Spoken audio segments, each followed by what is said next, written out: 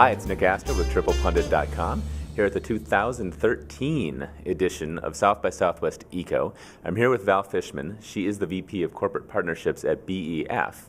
For some of our readers that might not be familiar with BEF, can you give us the short and sweet explanation of what you do? Sure.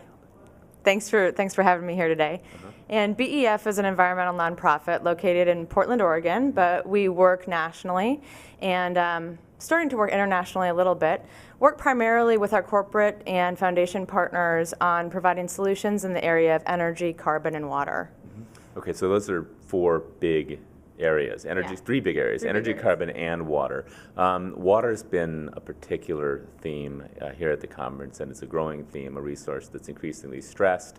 I'm curious if you could tell me a little bit more about the water issue specifically, what you're addressing and how you're hoping to accomplish it. Sure. So BEF really supports market-based solutions. Most of your audience is probably familiar with renewable energy certificates, carbon offsets, two ways to really mitigate a carbon or energy footprint. BEF provided water restoration certificates starting in 2009, which is a market-based solution to allowing corporations, individuals, anybody to address their water footprint. So again, looking at a footprint perspective, how much water am I using in a year, and can I restore an equivalent amount to a critically dewatered ecosystem at a time that it's needed most. And the third-party verifier we work with on that program is the National Fish and Wildlife Foundation.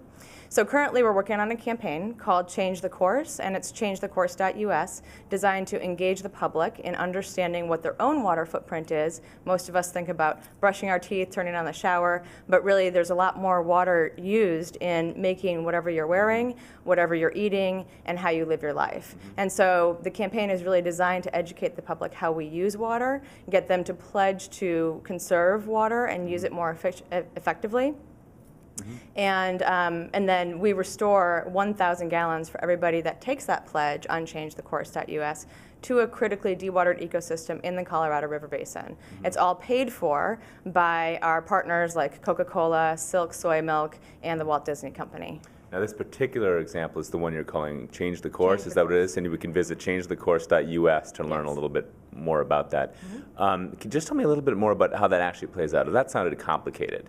We've got people taking pledges. We've got companies providing some kind of support. We've got money that's being spent on some actual restoration projects. Can you sort of connect the dots there a little bit in terms of where's the money coming from, what's it actually going to, and what's the significance of a consumer out there, saying, I promise to do X, Y, and Z? Sure, thank you. Good question. And I'll tell it from the perspective of kind of how this began. National Geographic Society launched their freshwater portal, which is an incredible, robust tool that talks about the freshwater challenges that we face. And they were trying to get individuals to take action around learning about their own water footprint through their water footprint calculator. But what they found is that the best way to engage public in these kind of issues is to incentivize them. And the incentive is that, well, people think, I make one change, it makes no difference. But individuals are much more likely to become educated on a topic if they feel like something is happening, if they take an action. So that's where the corporate partnerships, the funding, and the 1,000 gallons restored on the ground came in. Is great. We want people to calculate their water footprint, but then they feel like there's nothing they can do beyond that. It's very much like asking people to click a button here and a tree will be planted. People like to do that. It doesn't cost them anything. They've learned about how to reduce their own water use. They've educated themselves. It doesn't cost them anything to actually just click a button.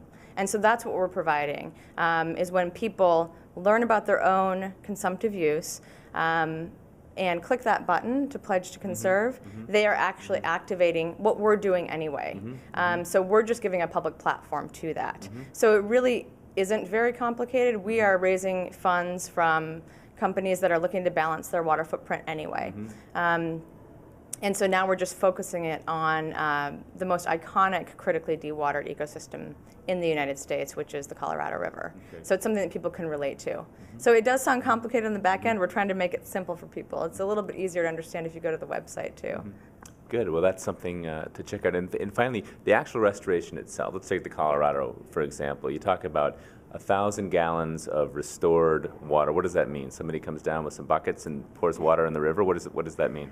So that's where it gets complicated. Okay. And this is where we don't want to lose the public on this. Right. But there are myriad solutions to solving this. But I guess a very oversimplified way of saying it is, think about where energy efficiency was 10, 20 years ago.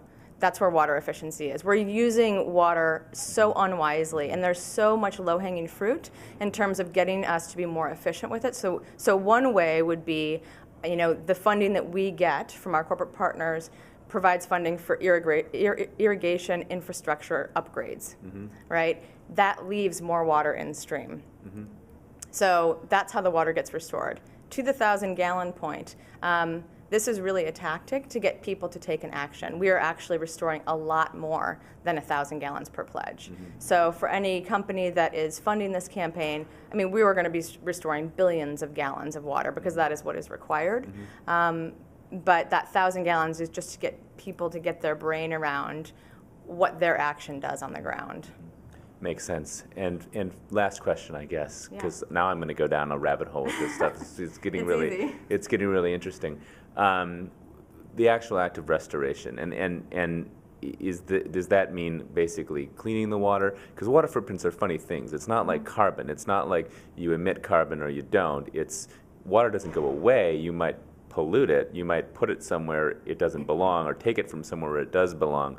But it's not like it's consumed per se. Tell me a little bit more about how, you're actually restoring water. Sure. What does that mean? No, it's a good question. And just to be very clear, what our water restoration certificate product focuses on is volume of flow restored to a critically dewatered ecosystem. So that's different than water quality issues, that's different than water temperature issues. However, what we have found is that the volume of flow that is in a river actually is the best way to regulate the temperature of that river. So instead of providing trees or lots of different ways people think of cooling a river, the more volume that's actually flowing through, the cooler that river will be.